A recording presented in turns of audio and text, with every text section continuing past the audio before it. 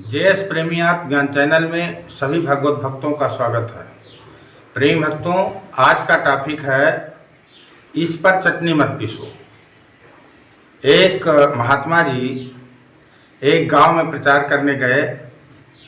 लौटते वक्त रास्ते में उनको रात हो जाती है। वो महात्मा जी उस गांव में बाहर रहते हुए एक गरीब परिवार में रुकने के लिए आग्रह किया। उस व्यक्ति ने महात्मा की आवभगत किया। उन्होंने कहा, कोई बात नहीं महात्मा जी, आप रुके रहिए, जो हम खाएंगे आप भी खाएंगे। महात्मा जी वहीं रुक जाते हैं। उस गरीब के घर में पत्नी, एक लड़का और स्वयं वो गरीब व्यक्ति था। रात में उस गरीब के घर में चटनी और रोटी बनी।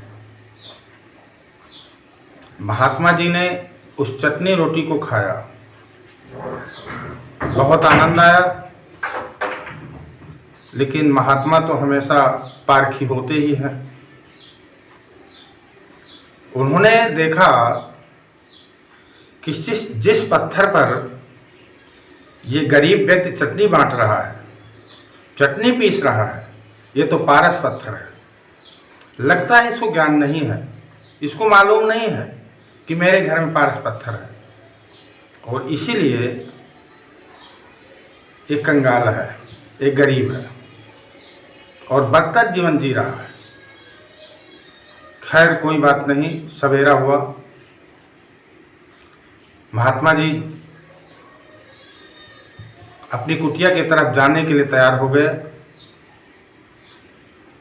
जैसे वो चलने लगे, उस गरीब व्यक्ति को बुलाया, भाई जिस पत्थर पर तुम चटनी पीस रहे हो, ये कोई साधारण पत्थर नहीं है, ये तो पारस पत्थर है। आप ऐसा करिए कि आपके घर में जो चिमटा हो, टूटा तवा हो, आप इसमें टच कर दीजिए, इसमें छुआ दीजिए, तो ये सोने का बन जाएगा। और आप उस सोने को लेकर के बाजार में बेच आना, आपके पास बहुत सारा पैसा हो जाएगा और आप भी माला माल हो जाएंगे, आप भी धनवान हो जाएंगे। इतना कह करके महात्मा जी अपनी कुटिया की तरफ चल देते। वो व्यक्ति सोचने लगता है, इतना बड़ा ज्ञानी होता, इतना बड़ा ज्ञानवान होता कि गली गली भीख थोड़ी मांगता, कि गांव में जा जा करके भीख थोड़ी मांगता। कहने का आशय, उस गरीब ने उस महात्मा की बात को नहीं मानी और वो उसी तरह गरीबी स्थिति में अपना जीवन बिताता रहा। इधर महात्मा जी 2-4 साल के बाद सोचा कि शायद वो गरीब व्यक्ति अब बहुत बड़ा धनवान व्यक्ति हो गया होगा।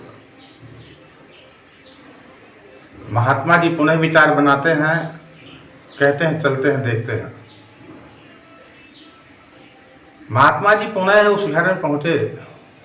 देखा कि अब तो वो और बदतर जीवन जी रहा है, वो तो और कंगाल हो गया था।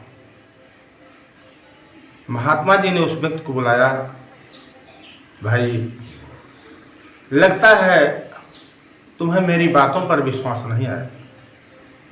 महात्मा जी स्वयं उस घर में घुस करके उसके टूटे तवे को, उसके चिमटे को उस पारस पत्थर में टच कर दिया। देखते ही देखते क्या होता है कि सोना में परिवर्तित हो जाता है। जब व्यक्ति उसको देखता है कि ये तो सोना बन गया, फूट फूट कर रोने लगता है। महात्मा जी के चरणों में प्रणाम करने लगता है और कहता है, महात्मा जी मैंने आपकी बात को नहीं मानी। भक्तों, ये तो केवल एक दृष्टांत है। हमारे ऋषि मुनि बताते हैं कि भाई, ये जो हमको शरीर मिला हुआ है, ये जो मनुष्य शरीर हमको मिला है, ये भगवान की बड़ी विशेष कृपा से मिला है। लेकिन हम लोग इसी कदर को नहीं जानते। इसमें हम पूरे जीवन भर विषय भोगों में लगाए रहते थे। जब कभी महात्मा जी हमारे संपर्क में आते हैं तो बताते हैं कि भाई, ये तेरा शरीर केवल हाड़ मांस का पुतला नहीं है, नरदेह हड्डी मांस का कच्चे घड़े समतुच्छ है, फिर भी दिलाता मोक्ष पद जो स्वच्छ से भी स्वच्छ है। जब कोई महात्मा मिलता है, वो इसकी कदर को जनाते हैं, इस कदर को बताते हैं कि भाई, ये तेरा मनुष्य शरीर तो एक पारस मणि के समान है। आप इस शरीर को जिस काम में लगा देते हैं वो पूर्णतः पूर्ण हो जाता है, वो कार्य आपका सफल हो जाता है। इसलिए